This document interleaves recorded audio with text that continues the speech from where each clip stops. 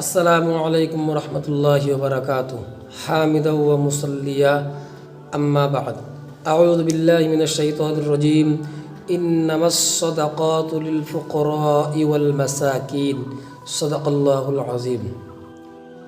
প্রিয় শ্রোতা মণ্ডলী, আল্লাহ তাবারক ওয়া তাআলা কোরআন শরীফের মাজত কৈ দিছে সদকায়ে ফিত্র গরিব আর দুখিয়া মানুহৰ বাবে।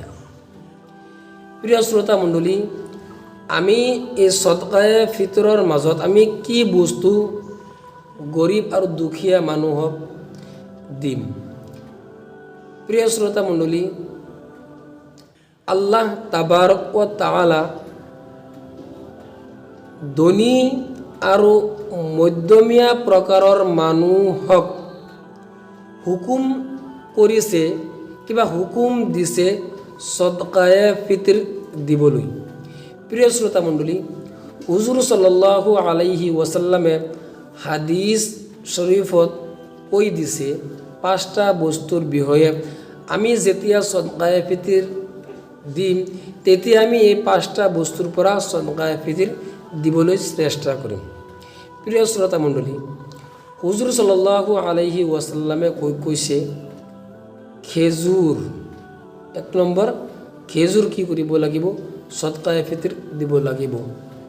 দুই নম্বৰ হৈছে জৌ, আৰু তিনি নম্বৰ হৈছে কিচমিচ, চাৰি নম্বৰ হৈছে পনীৰ, আৰু পাঁচ নম্বৰ হৈছে গেহু বা আটা।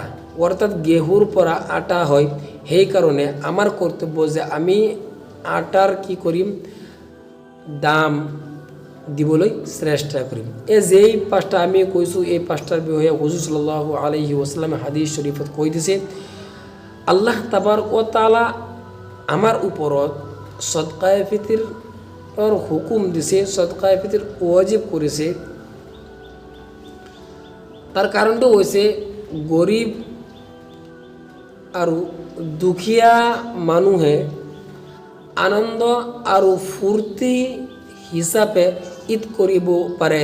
সেইকাৰণে আল্লাহ তাবাৰক ওয়া তাআলা আমাৰ আৰু ধনী মানুহৰ ওপৰত আৰু মধ্যমীয়া প্ৰকাৰৰ মানুহৰ ওপৰত সদকায়ে ফিতৰৰ হুকুম দিছে, অৰ্থাৎ ওয়াজিব কৰিছে। সেইকাৰণে আমাৰ কৰ্তব্য যে আমি দুখীয়া আৰু গৰিব মানুহক সদকায়ে ফিতৰ দিবলৈ চেষ্টা কৰিম। প্ৰিয় শ্ৰোতা মণ্ডলী, হুজুৰ সাল্লাল্লাহু আলাইহি ওয়াসাল্লামে যে পাঁচটা বস্তুৰ বিষয়ে কৈছে আমি যেতিয়া সদকায়ে ফিতৰ আদায় কৰিবলৈ চেষ্টা কৰিম তেতিয়া আমি এই পাঁচটা বস্তুৰ পৰা আমি দুখীয়া মানুহক দিবলৈ চেষ্টা কৰিম।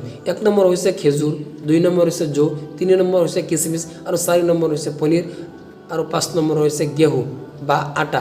অৰ্থাৎ গেহুৰ পৰা আটা হয়, সেইকাৰণে আমি আটা দিবলৈ চেষ্টা কৰিম, বা আটাৰ যিটো দাম আছে সেই দাম দিবলৈ চেষ্টা কৰিম। এইখিনি কৈ আজিৰ মন্তব্য আমি ইয়াতে সামৰি মাৰিলোঁ। ধন্যবাদ। আসসালামু আলাইকুম ৰহমতুল্লাহ।